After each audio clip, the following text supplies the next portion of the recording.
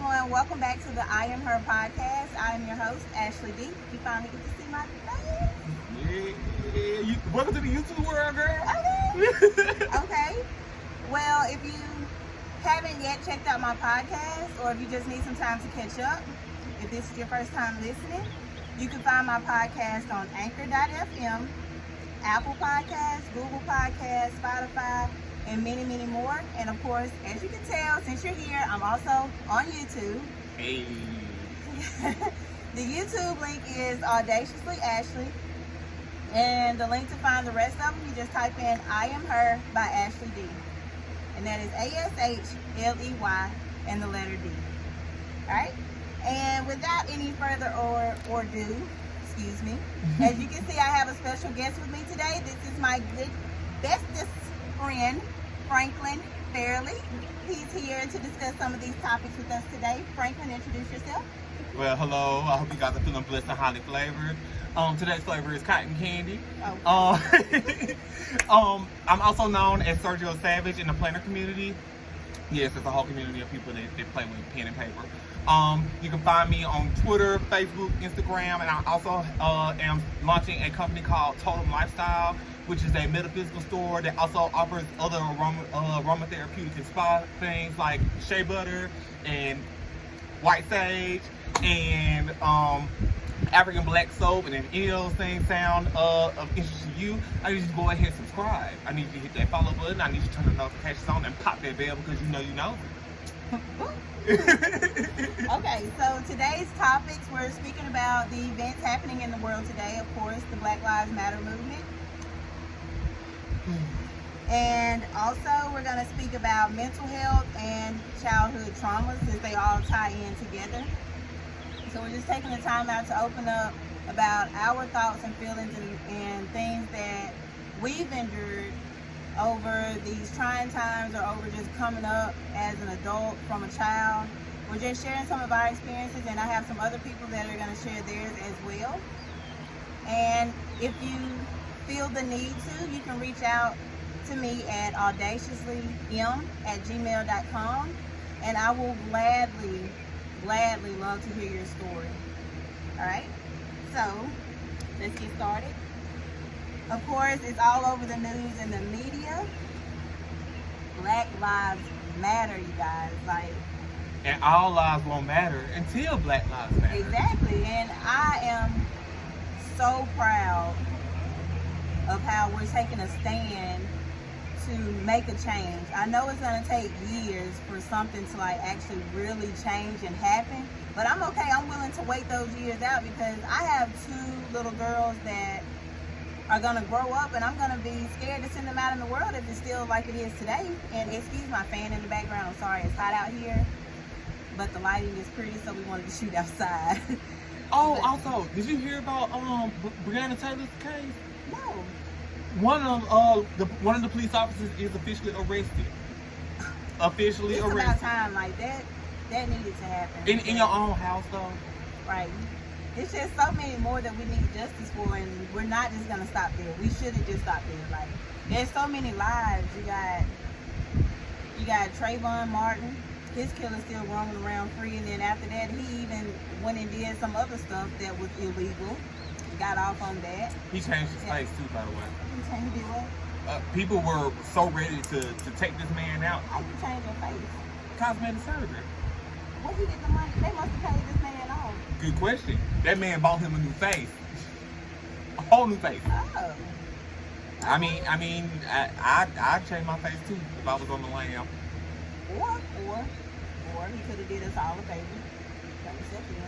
But I do believe that honestly we're heading in a new direction. The thing that really caught my attention with all this is going on was the fact that it's more than just black people in the front now. Mm-hmm. It's a lot more people of different ethnicities and backgrounds. But it's funny how all this is happening. You still have closed-minded people, because I know you heard about Sanders. Yes, I heard about that. Okay, so I did hear about that. For anybody that's not from Columbus, we have what is Sanders again? I forgot. I don't know. Anyway, we have this Confederate statue in front of our city hall. And so, of course, people were protesting, trying to get it taken down. So Sanders takes it upon himself to make some remarks. Now, supposedly these remarks were supposed to be confidential, but he was basically comparing us to the Japanese, the Irish, the Italian, and then another group of people. And so he was basically saying the Japanese with the concentration camps, you see them running around here upset? No, African Americans have become dependent. And it traces back to slavery because they clothed us, they gave us honest work, and they took care of us. And because of that dependency from back then, we just can't let go. And so I want to know how you feel about this, because I was outraged. Yeah. Okay. Well, in my opinion, I feel like technically we didn't have to be dependent on them because we were very creative and we could come up with our own things. Half of the things that we came up with that they took the name for, like stoplights, peanut butter, all that stuff. Broom. Like, black people created that, but we didn't have the money or the means to go get it, what they would call now trademarked, or get an LLC or do this or do that. Right. We couldn't do all of that. And that's not us being dependent. That's just them stealing our work and making it theirs and making a profit off of us. It even showed itself in music, you know. Right. Like, I know y'all seen Dream Girls. I know y'all seen Cadillac Records. This is not new. It's befuddling to me. It even happened in the planner community. A girl that I follow, shout out Queen Fancy Plans. Her and Katie Did Plans made a challenge called the Black Lives Matter Challenge, and basically we did a all black and white spread and to honor the Black Lives Matter movement. And Aaron Condren had the nerve to get on live and try to say, we came up with a new challenge called the Black Lives Matter. Really? You came up with that? And people ripped her a new one right then. Yeah, like that was what I was listening to earlier when we was coming to prepare. Child, it's a whole cabottle. And so, like, I just don't understand sometimes how, you know, I don't understand how people will want to be on the wrong side of history. Right. But then again, you didn't hear the stories I had to hear growing up about how, you know, the person I'm named after died fighting for civil rights and things like that. And to Sanders, I'm gonna tell you something. If you really look into black history, you talking about something we became dependent, that was not asked of African Americans. We were taken from the homeland And enslaved.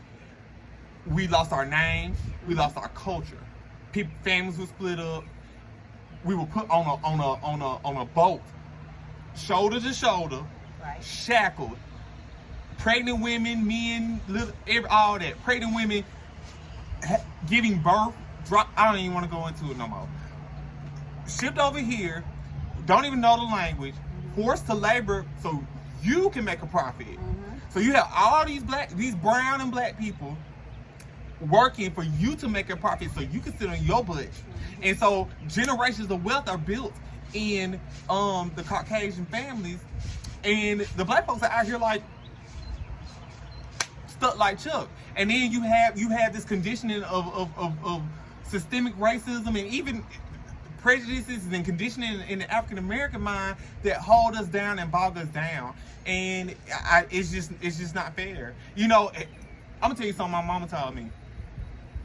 She told me that when she picked my siblings' names, she purposely picked our names and would go by the actual spelling of those names because she knew people looked at applications.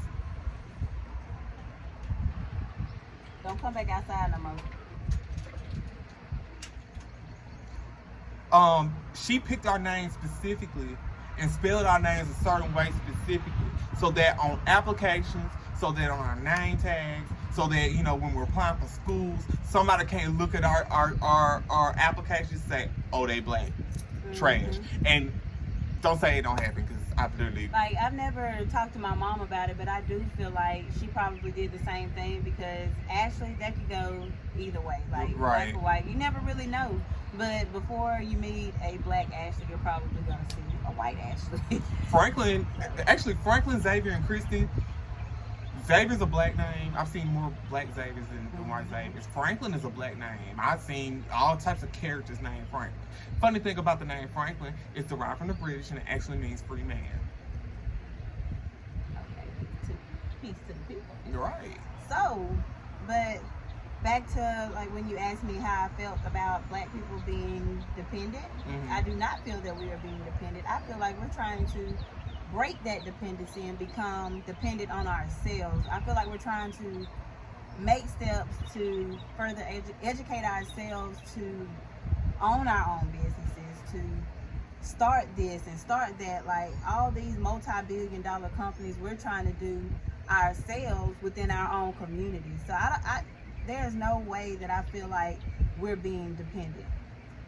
So like him saying that we're just dependent and we're relying on that same mindset, no.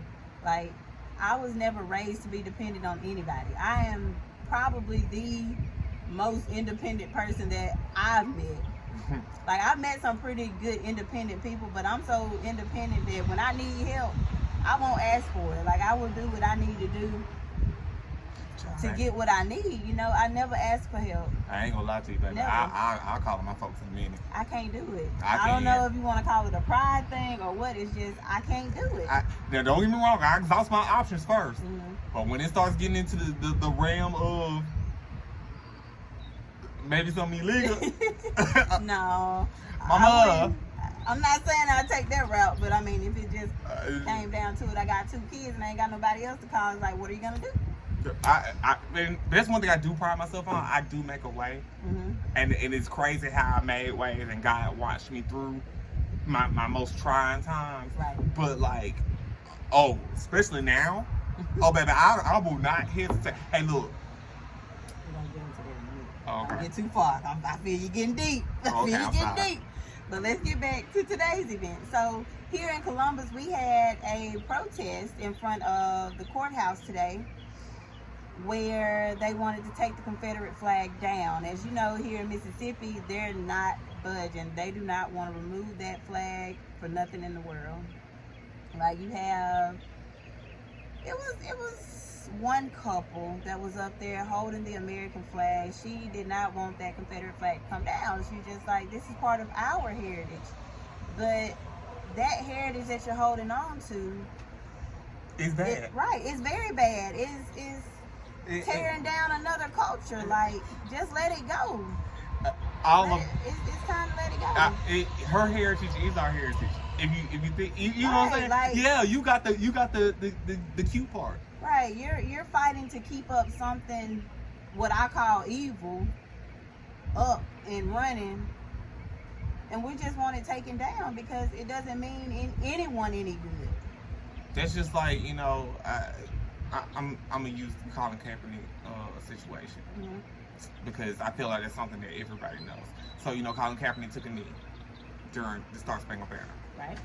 First of all, years before he even did that, black people already had their own national anthem. And I don't think a lot of people realize that. But he took a knee, and folks was like, "Why are you doing this? It's so disrespectful."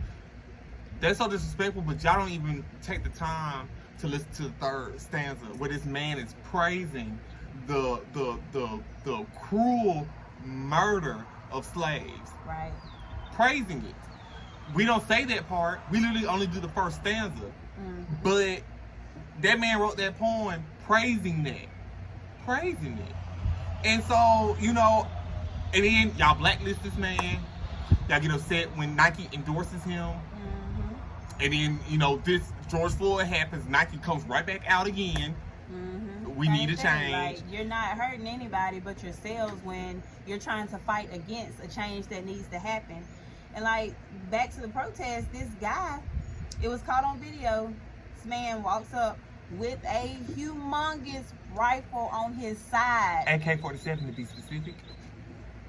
And all they did was escort him away. Like, I saw them put him in handcuffs, but I can't say that they necessarily took him to jail. But he walked up there with a rifle on his side. He had every intention on using it. He had to. Let him have look like this. You said what? I said let him have look like this. He would have been on the ground, Handcuffed, handcuffed, probably tased. shot. Okay. Put in the back of the police cruiser, but they're talking to this man, trying to talk everything out and get him to go home. No, take him to jail. And you know, it's funny because watching stuff like this, it upsets me so bad because I'm an upstanding citizen. I'm not a thug or none of that. Mm-hmm. And you know, it's funny because sometimes people look at me and say that, but like, it's to the point where if I get pulled over by the police or if somebody turns their lights on me, I instantly go into like a panic attack. I battle with depression and anxiety, by the way. Been for years, just not identifying it, and I'm just not making a conscientious decision on it because of the things that's happening in this world. It made it flared up. But like, I shouldn't have to deal with it. You know, I shouldn't be scared to walk into Walmart with a Coca-Cola that I paid for because I'm scared somebody's gonna accuse me of stealing something. Right. I shouldn't be scared to have a walk and I see someone of the Caucasian descent walking towards me, and I have to literally make a big loop around her to show her that I mean no harm. I shouldn't have to do that. You shouldn't. And like, when I'm doing nothing in my car and I'm driving, my kids and I, we you know, all three of us, we have our seatbelts on. And it's like every time I see a police car, I'm like, hey, y'all sit back, be still, don't move. You know, I shouldn't have to feel like that. I should still go on by my merry way driving. And not have to be like, hey, y'all, the police behind us, y'all sit still. I shouldn't have to do that. It shouldn't be like that. And it's just really sad. It's straining because at this point you're having to think about you and think about everybody around you. Right. And then it's like, it's not like, oh, I'm gonna walk up and you're really gonna see me for me. You're gonna see my skin. You're gonna literally see my skin. I forgot who said it. Don't hold me to it. They're probably gonna drop who said this down there somewhere. But he said, black isn't beautiful, white isn't beautiful, skin deep is never beautiful. And at first it kind of upset me when I really read this quote, like, cause my melanin is popping. You know, my black is beautiful. But I get what he's saying, that we need, it's the good things inside of you, the type of person you are, that makes you flourish and be a beautiful person in this world. Right. And you know, and I stand by that now. And you know, I still say my black is beautiful. White can be beautiful, but you know, I feel like people need to embrace themselves, and we all need to embrace each other. I don't say you don't see color, because that's gonna tick me off. See me, I'm a black, I'm an African American, SGL, same gender loving, male. Okay? Yes, and I like men. You know, I had a whole thing about that with my dad's child. It is what it is. So like, with all of this going on, and you know, you were just telling people how you deal with depression, like, how is this affecting your mental health? Okay, so you know, I just recently moved back into Columbus. I was originally in Birmingham. That's when the pandemic started. So Ashley knows me, and anybody that knows me, I'm a very self-sufficient, independent type of person. So if I don't have the means to do for myself, and I have to rely on somebody else, it drives me down. I kind of drive down, because I'm what you call an extroverted introvert. I can be social when I have to be, but I really have to have that time to charge myself. And so I was in a point where in Birmingham, because I had lost my car and a whole bunch of other stuff happened, I felt real stagnant. I felt stuck. And that drove me into a deeper depression. I started leaning towards weed. I was smoking down. And that, because that was my only escape, you know. I felt like I didn't have no control of anything else in this world, so I can control how much weed I smoke. And then I had my dog Toby.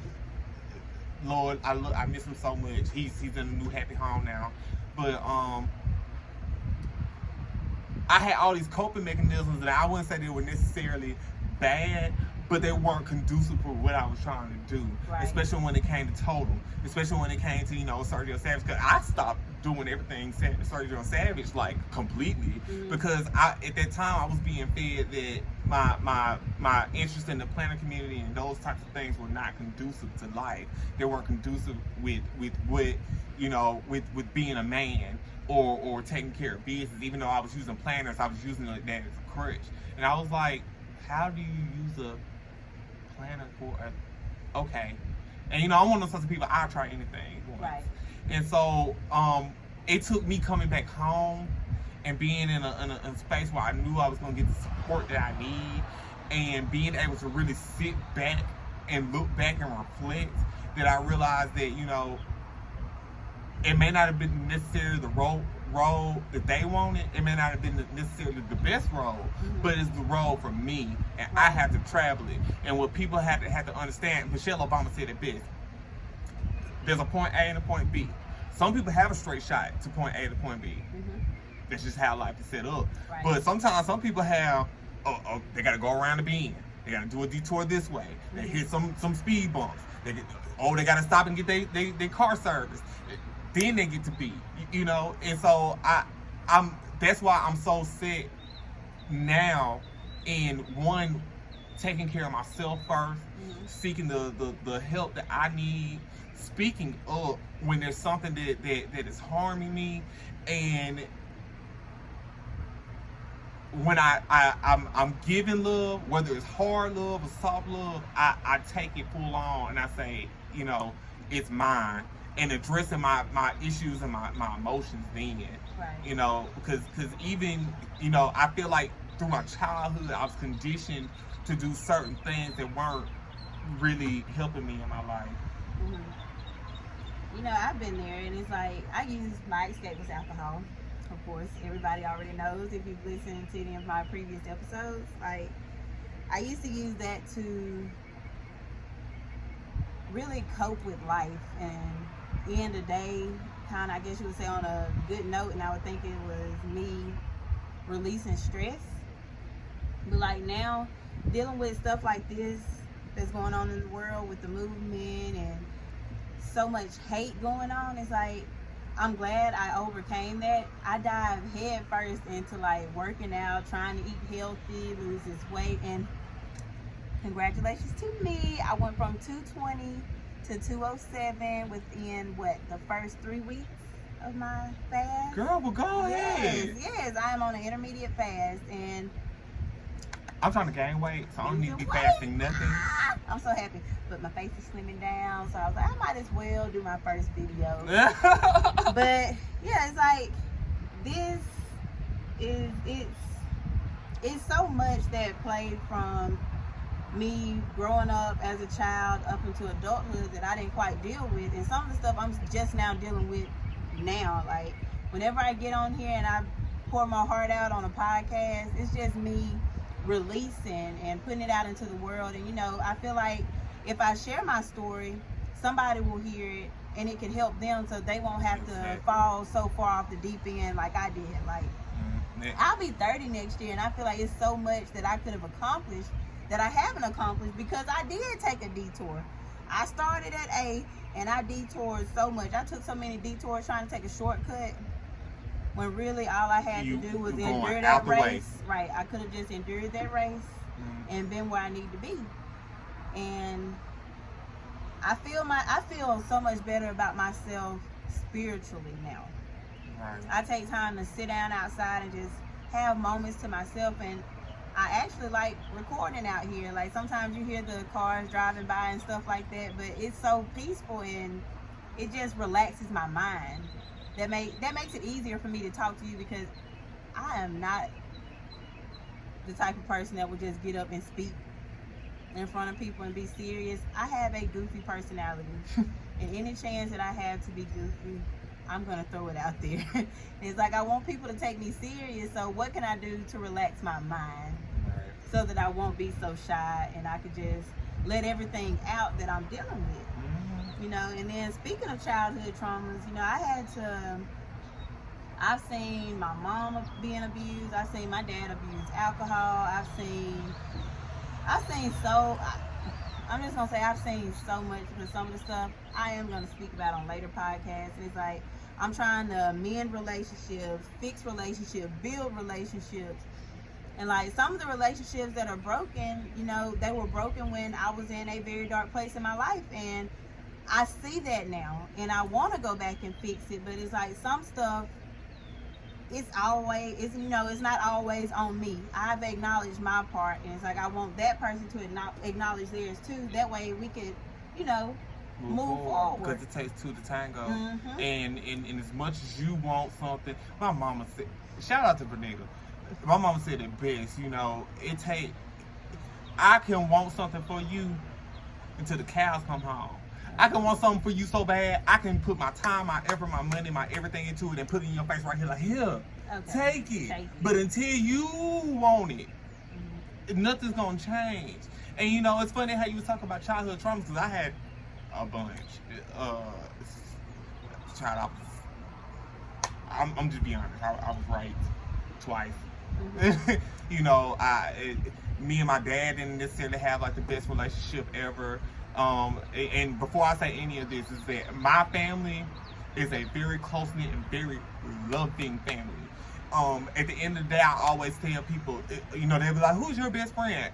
The first people I'm always gonna say, my siblings and my parents. Because at the end of the day, we don't talk every day, we fuss and fight. They get on my everlasting nerves sometimes. But I know for a fact that if I need a safe place, straight to them I go. Right. And that's why, you know, I understood what you were saying, because sometimes you be like, I can't go. But that's my last resort. Trust and believe me. But if it comes down to the wire and it's life or death, or it's me knowing that I'm about to go into a dangerous space, hey, I'm gonna be honest with y'all. This is what's happening. I'm sorry if I'm hurting you by coming to you and bringing this to you, but I gotta come home, or I see demise in coming, and I can't do that to myself, and I can't do that to y'all, because I know it'll probably be like a triple or quadruple casket funeral. Right. And so, you know, and like I said, you know, that's one of the reasons why I feel like God brought me back to Columbus, because, you know, like I said, me and my daddy never really had a really good relationship. You know, it was like he had his interests, I had mine. And then, you know, and then on top of that, you know, I was ADHD. So I was scatterbrained all over the place. And then we had these tug of wars of wheels sometimes. Sometimes it got a little physical. And that's why nowadays, I really don't even, I feel some type of way about folks touching me without me knowing that they're about to touch me. Mm-hmm. Like if somebody just comes out and grabs my arm, like, or whatever, or grabs I'm a knuckle up. Only because it's like, I don't know where you're coming from, number one. And number two, why are you touching me? And I didn't give you consent to touch me. That's one thing, you know, if you're my friend and we laughing and giggling, and you know what I'm saying? That's different. I'm talking about like a manhandle, like a snatch up, or oh, don't do that, don't touch me. Don't touch me. And I'm working on it, but don't touch me. Y'all got stuff that we're working on, like with you know, when I said that I can't bring myself to ask people, like, you have that open door to where you can go to your parents and you can apologize for this and apologize for that. But like with me, I feel like I've tried that, but it's also like they will never let me live it down. That was an issue too. So it's like I would rather struggle by myself than go and ask anybody for any help, because if I ask you and I let you know the situation I'm in, you're not gonna let me live it down. Right. And it's not just the people that I've asked. It's like my family is so, I don't want to just say we are close knit, but it's like they gossip so much to each other within the family that everybody knows your business. And people don't know how much their words Right. And it's like, dang, I came to you and, you know, and I asked you to keep this between us, and you went and told them. Right. And it makes it hard for me to open up and talk to somebody and trust anybody. Like in this process, this year, really, 2020, my mother and I have not had the best relationship, and I can honestly say this year, I feel better and more confident in our relationship because we talk a little bit more on a day-to-day basis. Like, I would never pick up the phone and call my mama, not even just to check on her, because I felt like I disgusted her, or like I'm not what she wanted me to be, so she doesn't want to have anything to deal with me. And like, as I kind of just put that in my mind, and like the way I felt like I was being treated, because nobody actually wanted to hear me out when I did open up and say the way I felt, and I was just called weak, that triggered something in me to be like, you know what, forget it, don't worry about it, do your own thing. You know, you're gonna bump your head along the way, but just do your own thing. But I was lost because I lost that guidance that I had all the way through school. And it's like, I wanted it, but I didn't want it to be like, well, you need to do this because I tried it and it didn't work for me, but what you tried may not work for me neither. You know? I want somebody to be there in support of me and let me bump my head, but don't hold it against me. As I'm growing from it, you grow from it with me. We can, you know, we can walk along this journey of life together. Work with me, not against me. And there's nothing, and there's a difference between, and I want to make this clear, there's a difference between you telling me I'm in the wrong and you bogging me down by ridiculing me. There's a difference. It really is a difference. You know, I disappeared on my whole family in 2014 for almost a year.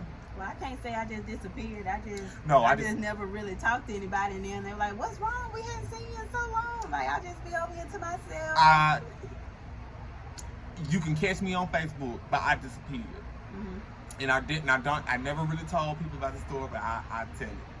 But I came home from college one day. I think it was my sophomore year.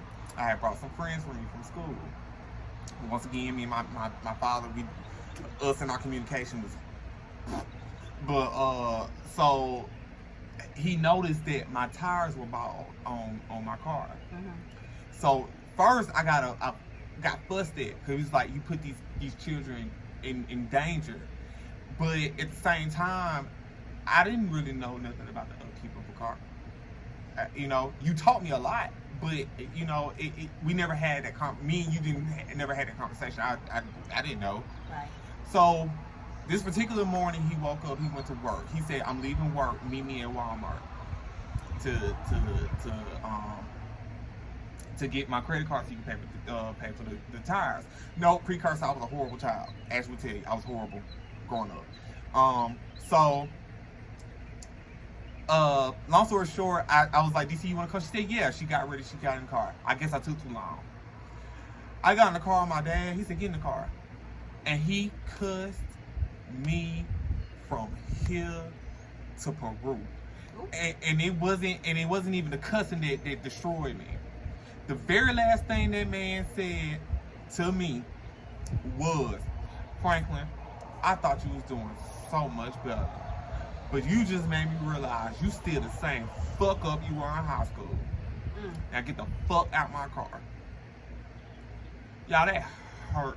To this day, I ain't even talked to him about that. And if he hears this podcast, I hope this is a moment of him realizing, because like I said, I never questioned his love for me, ever. But in that moment, the way my thought process was like, I will never, ever, ever, ever let you hurt me like that, ever again. I went home, I got them tires changed, I got my butt in that car, I pressed on to Tuscaloosa, and he didn't hear from me almost for a year. Nobody heard from me, because I couldn't deal with it. Right. And I was trying to deal with it, but I couldn't deal with it. And so that led me down an even darker path of even worse things happened to me. And it took that for me to finally just come out and be like, you know what, Lord, guide me.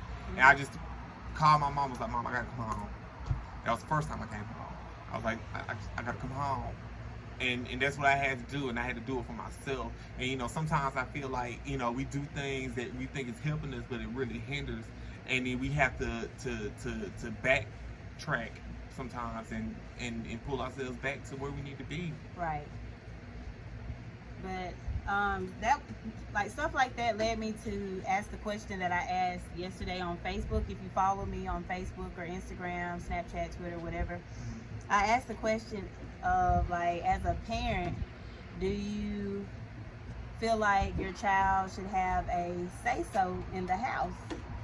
And I had a conversation with my granddad about my oldest because, you know, she just wants to know what's the deal between my grandmother, well, our grandmother, and her best friend, and why this and why that. And she was like, you know, it wasn't said to me that there was anything disrespectful said, but he was just like, you need to tell Bella, you know, when the elder is talking to her, don't speak back like that in that manner, saying that stuff right there. And I was like, what did she say? And his exact words to me was that, why you don't like such and such? Like, what did she do? Why don't you like her? You know, it was just stuff like that. I was like, well, she's curious. She wants to know, like, what's the big issue? I said, she's a child. She's learning. Instead of fussing at her about it, let's talk to her about it. Make sure she's okay mentally. And if we feel like anything else is going on, like anything is bothering her, we should, you know, take the time to sit down and talk to her about it. I said, let's not cut her voice off, because I like my kids speaking their mind. I mean, they know how to speak it respectfully. Sometimes they get a little out of hand because, you know, I am like that mother that's like, girl, and then they'll be like, you know, but it's never like too sassy. But it's sassy enough to be like, hold up now, I get what you're saying, but change the way you just relayed that message to me. Right. And I was kind of like, I don't want to take her voice away. And then he was like, you remember your great grandparents, you know, they always said kids don't have no say, so they don't say nothing. Right. They sit down and they be quiet. They don't even get in the grown folks conversation. And that's what had me so quiet for so long. Like, I am 29 and I'm just now learning to use my voice. Like, I've never, in any argument that I've been with just about anybody, I've always resulted into a physical altercation because I didn't know how to use my words. And now that I know how to use my words, I will probably never fight another fight again in my battle unless, of course, somebody touches my kids. I grew up in a household where calling an adult a lie or saying that their statements are false was basically cussing the parent. Right. And, you know, I was smart. I was real smart. And not like just I'm being a smart butt, but I was smart. And so, like, they'll say stuff to me and I was like, that's not right. Oh, so you calling me a lie? No, but your statement was false. I stay in my butt whoop for that. And I stand to this day about what I say. Because the thing about it is, what you're not going to do is tell me the wrong information. I'm sitting here and like, okay, everything's okay, do it. No, it's not. You're lying. And I need for you to do better because I care about you. Right. And it's just, you know, like stuff like that. I don't want to raise my kids to be ashamed to speak up for themselves. I don't want them dealing with any mental trauma. Like, I try to attack all of that right here at the home. You know, talk to me. I leave my door open. If anything you want to talk to me about, tell me. Yes, it's gonna hurt me.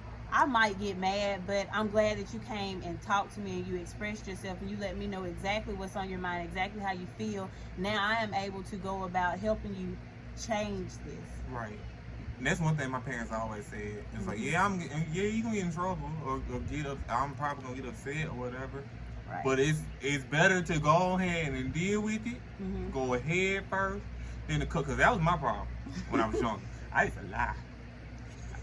Look, know I'm caught dead in it. Okay. Well, I will ride that lie until you basically then handed me my whole face. Like, okay, here's evidence A, B, C, D, E, F, and G. Are you still gonna ride with the lie? Right. Then I tell the truth and was like, okay, now you're gonna get beat all the way down. And it's not even because of originally what you did. Because, yeah, you would have got in trouble, but it would have been nothing. Now you're finna get a real whooping. And I'm like, child. Well, along with those questions, I also asked 2 other questions about what was a pivoting point in your life and was it good or bad? You know, just state it. It doesn't matter. If it's something that made you change something or turn something around, let me have it. And the other question was, how do you feel this event shaped your development of who you are today? So I asked these questions. I had a few responses. One was from Jahe from over at Hard Parking Podcast. You definitely should go check that out. He's great at everything he speaks on. He knows a lot about cars, traveling, everything. Like, you should definitely go check him out. He said that he was adopted at 5. He stated that his birth mom beat him. He had 3 siblings. He's 44 now. And his social worker used to be his scapegoat. Like, he just didn't feel as though he belonged in the world, or just his state of being, he just felt like he didn't belong. And he always felt like he had to prove that to people. So he said that he used to call in to work and be like, ha, y'all had a bad day because I wasn't there. See, you need me. See, everybody, I need to be needed. Like, I get that. I've been in a point of that in my life, and like, I completely understand that. And all his drive and his hard work and he shows that he matters through his podcast. Like, y'all should definitely go check him out. He's great. And I also spoke to another young lady. Her name is Tiffany Produces on Facebook. You can go check her out at Something to Give podcast. I apologize. She stated that her 3rd year of college, before transferring to another school because she wasn't applying herself, was a pivoting point in her life. And it structured her because she was tired of being angry and not giving enough into herself. She started to sit down and work on herself internally. Jesus, I'm messing up these words today. She started working on herself internally, and it helped her to flourish into the person that she is today, because she was tired of dealing with depression, and she realized that she was just going through life and had no plan. So she was able to sit down, find the issue, attack it, and turn it into something way more positive. And I also spoke to a guy named Javan Frinks. His podcast is A Journeyman's Journal. And y'all, oh my goodness, he really opens up about a lot. He can share a lot of insight about stuff like this. And I really liked his podcast. He said that, he lost his dad when he was 6 months, and both of his parents was in the Navy. And his mother did a really good job of, making them feel like they still had a full, happy home. Like, she built a village. It takes a village to raise a child. Like, she built a village around them. And she said that they had all of their family around them. She even gave them, friends that turned into family. Like, they were TTs and ATs and uncles and all that too. He stated that he had that. And he said that losing his dad so early on gave him a sense of being a little bit more fragile with things. So it's kind of like he approaches things differently now, because he grew up without his father being in his life. And his father died of a skin disease called melanoma. I'm pretty sure we've all heard of that at some point in our life. But y'all should definitely go check out his podcast. Like, he speaks very well. He has a lot of good stuff to share on childhood traumas, on life, period, on life. Like, he opens up about so much. Like, you could feel his energy through his podcast, like where he was hurt, where it hurt him, his growth. Like, you could feel all of that. All right. It's just, some of those I just wanted to share with you guys. Like, everybody has a story, but some people are scared to tell it. I was scared to tell mine, and I used to walk around here like I was living this perfect life. I'm not perfect by any means. I'm nowhere near it. It's like, we all go through different traumas, and it's like, you just need to have a sit down and pinpoint exactly where that problem is and work hard to get it fixed. That goes for every subject we hit on today. Like, today's events, we found the problem, we're using our resources, and we want to make a change. That's it. It's like, we just want to make a change. A lot of people can't adapt to change, so it's making that process a little bit harder. And you just have that contrast. Right. And another thing that we did not speak on that I want to touch bases on before we end this podcast was the Ricky Ball situation. Like, there needs to be some more light shed to that. Like, I think it was complete BS how that guy got off on that. Well, that's like there's okay. There's videos stating that this man saying that he was gonna kill this guy when he catched him. Well, I'm sorry, ooh Lord, when he caught him. And he did exactly what he said, and you let this man go. And going back to growing up in good old Mississippi, okay. Because I was racially profiled. Mm-hmm. I've been racially profiled before. I've never really spoken on it, but I have. I'm talking about the situation. Who's the two people? Okay, so I had went out party with two people that I was on a dance team with. And she was on dance team too. So on my way home, I wasn't speeding or nothing. Get pulled over. Cool. Come to the car. What are you doing? This and the third. I was like, on our way home. I'm not really thinking about what's going on. But it was a black guy with two white females in the car. So he was like, oh, y'all ain't been doing it? No, sir. We haven't. And so he asked to look at my car. I didn't think nothing of it. Sure, go look at my car. Like I said, once again, especially during grade school, I wasn't doing anything. Child, I had precursor. Before that, I had another fellow New Hopian in my car, and I wasn't aware that he was a drug dealer. And so he left a sprinkle of the green in a Newport box in my glove compartment. So the police officer found it and said, you had weed. And I was like, sir, that's not mine. So the two people with me were irate, like, Franklin! I'm like, girl, that's not mine. Like, what you talking about? Like, this not mine.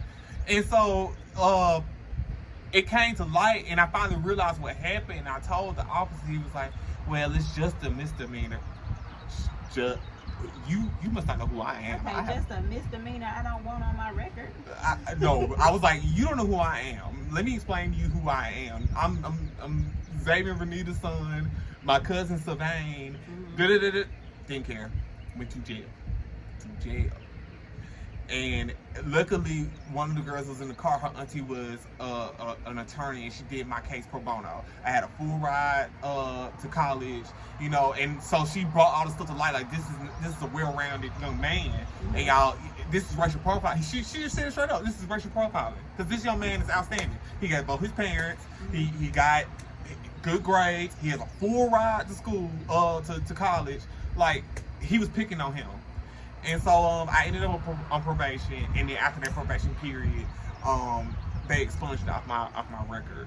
But like, that was the worst. Like, I had to hear about that until I graduated, child. But it's just like that case. I feel like that case needs to be brought to justice. Like, it's a lot of people around here in my hometown that's hurt behind that. Disgusted. Right, like that you let a woman in the state office as an attorney general that said that she was sit front row seat at a lynching. And you want us to be okay with her just letting this man ride and say that it was self-defense? There was no self-defense in that. You can't call that self-defense if you shoot somebody in the back. I'm gonna say this, and this is not me justifying none of this. Swear to God, not justifying it. But we need to look at history. Mississippi has been the last in everything. We are. We've been the last in everything. Everything. Speaking of being last, I just learned this week that Mississippi just abolished slavery in 2013. Like, what? That means I was born a slave? You were born a slave? Mm-hmm. Doggone it, my oldest was born a slave? Like, come on now. And my youngest barely made it because she was born November of that year. Like, 2013, it's just 2020, and we've been sitting up here talking about like slavery's been years ago. Like they like to throw that out, but we just got rid of it 7 years ago. We getting rid. It's been so many years ago, but once again, you don't have to carry that prejudice, that weight of. Let me tell you something, because they steal everything from the African American. They steal the culture from the African American. They steal our music. They stole all types of stuff from us. But when it comes down to it, they never really, child. It just they want the culture, but they don't want the weight. Okay. And that's how I'm gonna do it. That's it. Here, I'm done. They can't hold the weight that we hold. No, they can't hold it. But I hope you guys enjoyed this podcast. I enjoyed making my first visual. I hope that looked cute enough because I tried. I love caveman. Thank you for being a guest, Franklin. Definitely. I love coming back.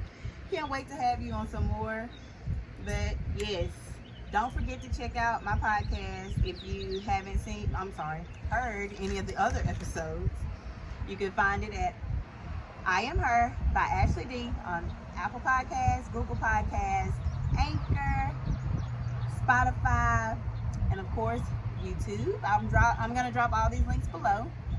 Franklin, throw your socials back out there again. Like I said, if you're into any of the planner things, SergioSavage.co, that's Instagram and Twitter. If you're into the metaphysical, if you like Tombstone Breeds, I'm selling all of these. If you like shea butter, if you like African black soap, if you like Afro-centric clothing, I'm gonna need you to follow totem.lifestyle. That is on Instagram and also on Twitter as well. And if you just want to get to know me and laugh and giggle and all that good stuff, follow me on my social media on Fairly Uber. That is Instagram, Snapchat, and Twitter. Once again, thank you guys. I hope you enjoyed it. And don't forget to check out those other podcasts. I'm going to drop them down in the description below as well. Thank you for listening. Bye. Bye.